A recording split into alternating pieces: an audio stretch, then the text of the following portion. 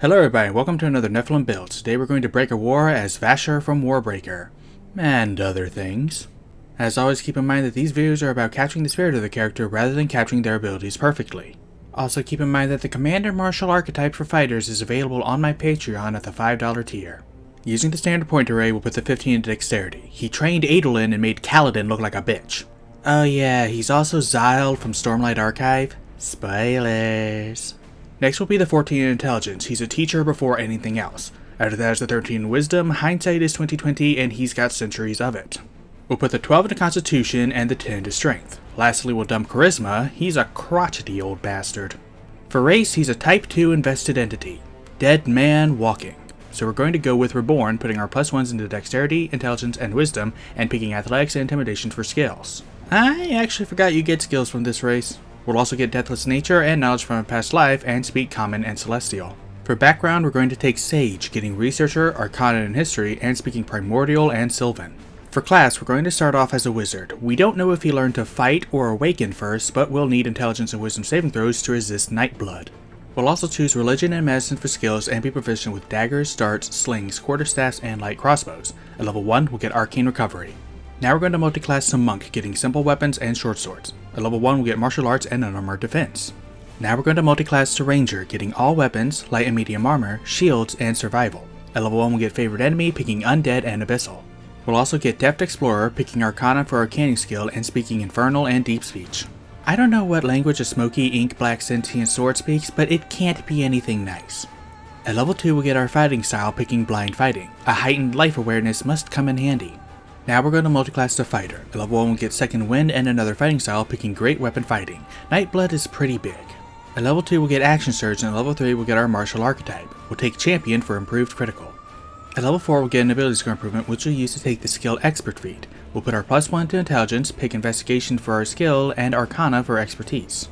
At level 5 we'll get extra attack, and level 6 we'll get another ability score improvement, which we'll use to take the Tough feat. People with Investiture are very hard to kill.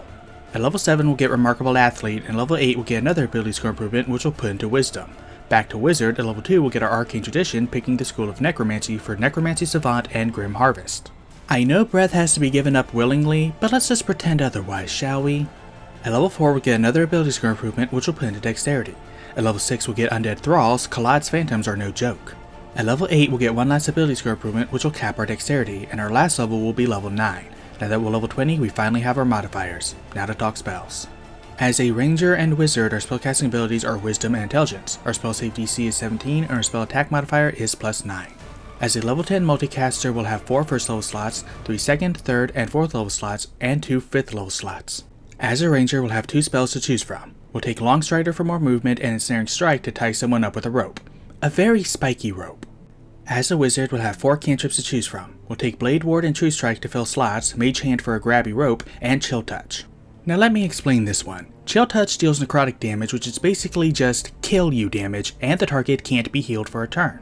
If a rope wraps around your neck and starts strangling you, then you can't really heal that until you get the rope off. With a +3 Intelligence modifier, we'll have 12 other spells that we can prepare. We'll take Featherfall and Jump for Awakened Pants, and Shield for a protective coat.